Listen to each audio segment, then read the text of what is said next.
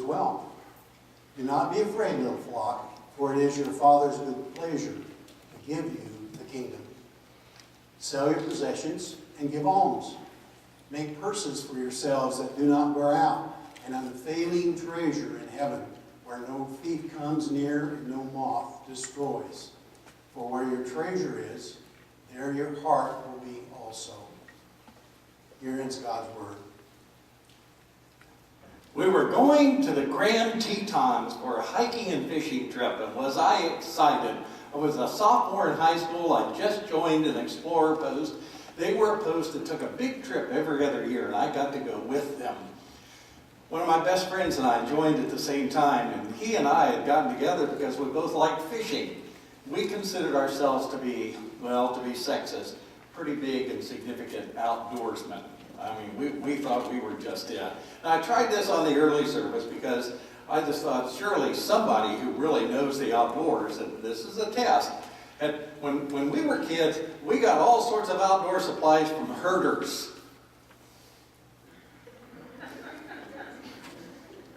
Well, it was this huge El Cheapo place that sold cheapo outdoor equipment. I mean, like hunting knives that if you pushed them just a little bit, they bent or cracked or something. But we bought tons of stuff from this outfit. And we thought we were real outdoors people. We were getting ready to go on this big trip. We were going to the Grand Tetons. We rode the train all the way from Winfield, Kansas to Jackson Hole, Wyoming. We took a huge bus thing from Jackson Hole up into the mountains. That was our base. I still remember that because the guy thought that our early morning breakfast that was going to get us going hiking, not 1, not 2, not 3, but 14 miles into the mountains, he thought we needed to have canned pork and beans heated up with chunks of pineapple. I still remember that.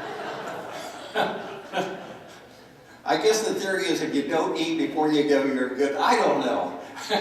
But my friend and I, who considered ourselves to be really, really prime specimens of outdoorsmen,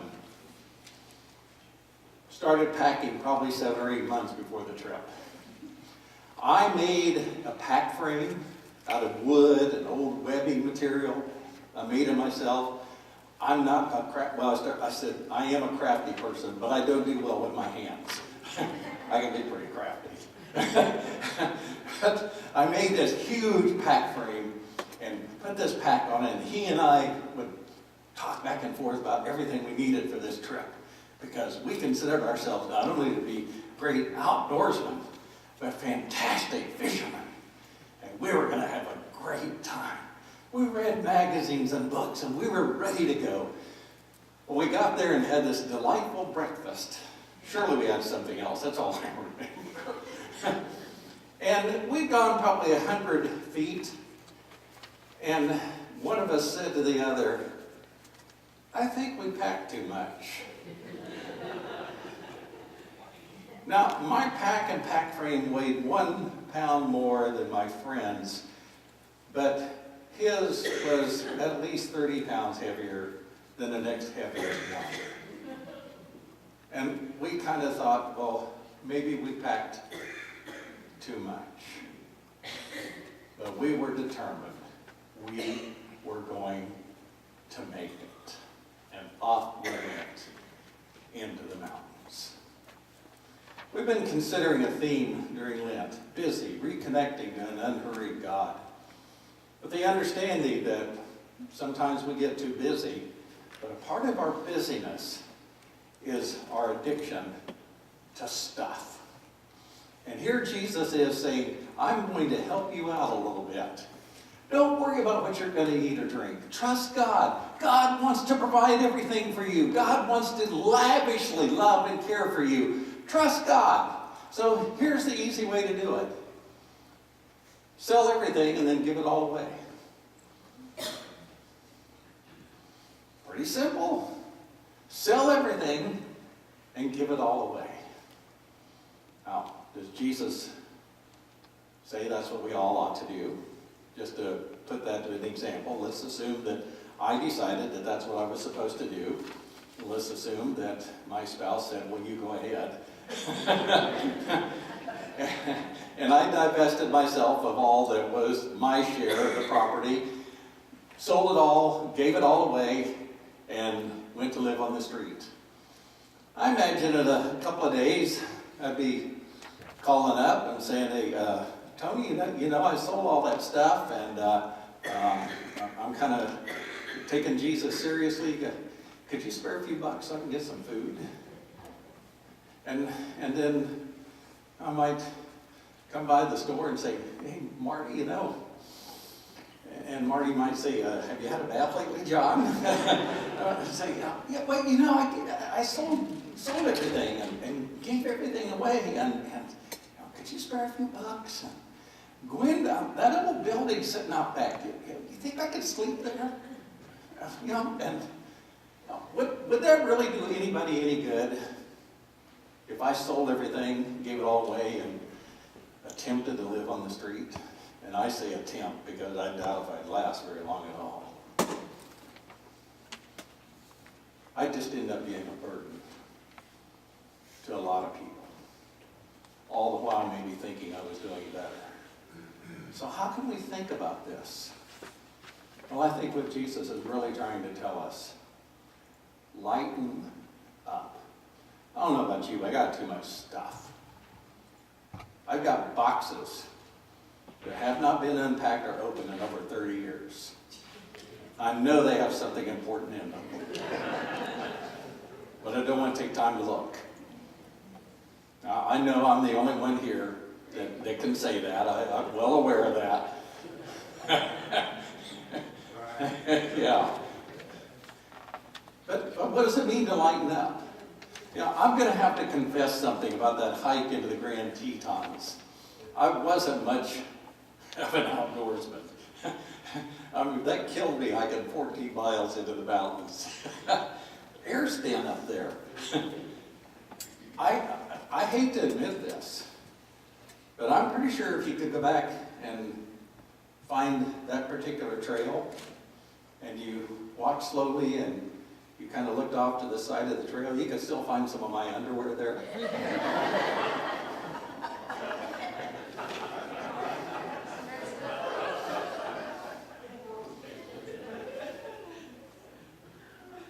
No, that stuff wasn't important when I got about halfway up. I wanted to lighten the load. You know, it just wasn't important.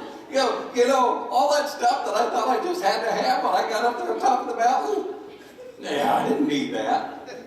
And then after we got there, before we left, I gave the outfitter a lot more stuff that he could use because I wasn't carrying it down. But I think that's exactly what Jesus is talking about. Lighten your load.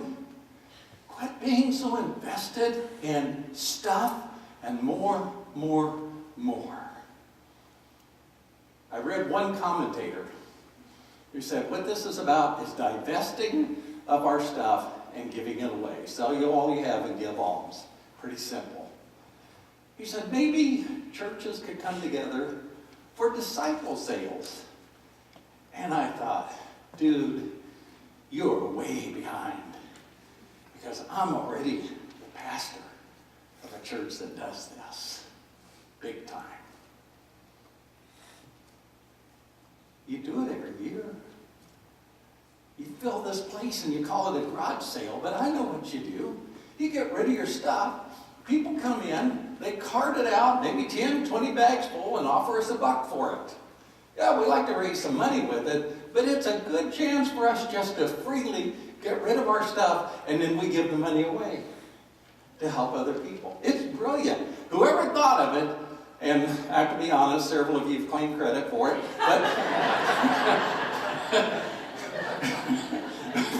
whoever thought of it, it's a fabulous idea. Probably shouldn't have said that. Delete that, Gavin. Too late. How big is that show?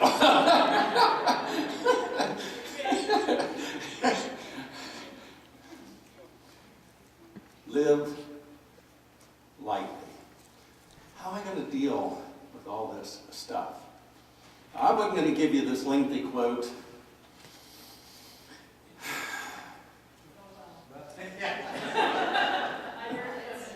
But Jeannie stood up and I said, I got to do it. I hope you heard her talk about how we need to seriously consider lightening up. People in Columbia can't afford coffee. Okay, here goes. It's a long one. I'm sorry. I'm not really. It's great. Benjamin R. Barber, in his book, Consumed, How Markets Corrupt Children Infantilize. Is that the right? Did I pronunciate that correctly? Okay. And swallow citizens whole.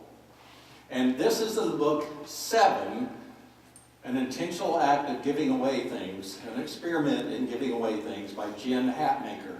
She had this quote in her book. Once upon a time, in capitalism's more creative and successful period, a productivist capitalism prospered by meeting the needs of real people. Today, however, consumerist capitalism profits only when it can address those whose essential needs have already been satisfied, but who have the means to assuage new and invented needs, Marx's imaginary needs. The global majority still has extensive and real natural needs, mirroring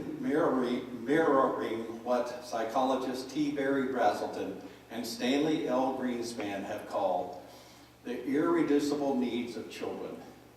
But it is without the means to address them, being cut off by the global market's inequality from the investment in capital and jobs that it will allow them to become consumers. Okay, what that just said is what she said. And be glad to share this quote with you. We've gotten everything out of whack. Our needs are not really needs anymore. They're moving more and more into the areas of wants. I confessed this at the earlier service. I'll confess it again. I love gadgets. I'm always trying to not only spend more money on them, I spend too dang much time with them. I don't know what I'm doing, but I'm trying to build a home server. Why do I need a home server? Really? Really? Awesome! But I can tell you what I'm going to do with it. I mean, that's going to make me a much better pastor.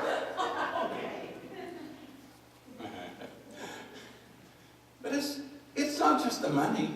It's my time and my energy. I'm thinking about it right now. I'm on my 4th build. So how are we going to live lightly? What does that really mean? Well, Krista Tippett has a podcast called On Being.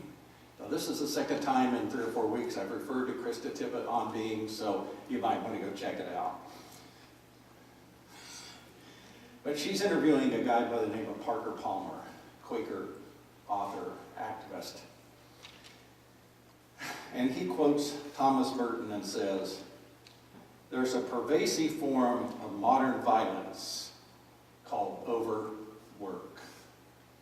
A pervasive form of modern violence called overwork. Busy, reconnecting to an unhurried God.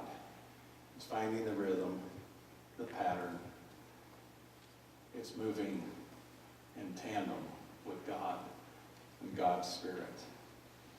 Parker Palmer says for him, critical question is, what do I need to do right now to tend to the root of inner wisdom that makes work fruitful? What do I need to do right now to tend to the inner wisdom that makes work fruitful? There's a difference between working hard and busyness. Remind you once again, the root meaning of busy comes from anxious. Hard work is okay. What do I need to do to tend to the inner root of wisdom that makes work fruitful? He says what we need to do is be faithful. Here's what he means by faithful. By faithfulness, I mean, am I being faithful to my own gifts? Am I being faithful to the needs I see around me within my reach?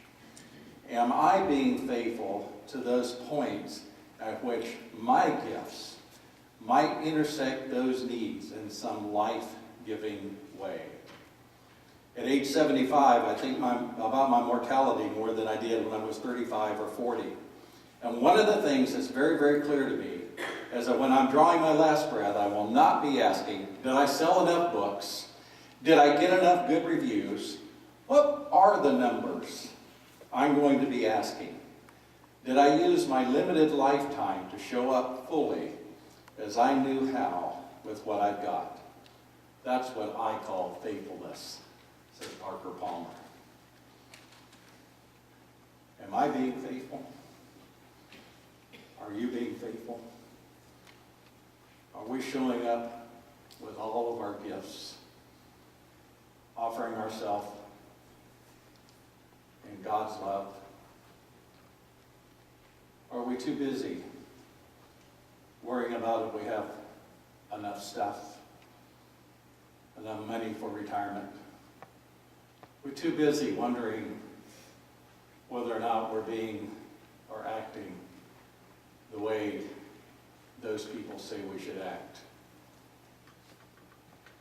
Are we lightening up and trusting the God who lavishes us with love and wants to give us everything so that we can simply allow ourselves to be who we are with all of our gifts and graces and all of our hurts and pains and mistakes, and offer ourselves in the way of Christ into a world that needs our love? Lighten up, let go, and simply be who you are, and may your gifts intersect with the needs of those God has put in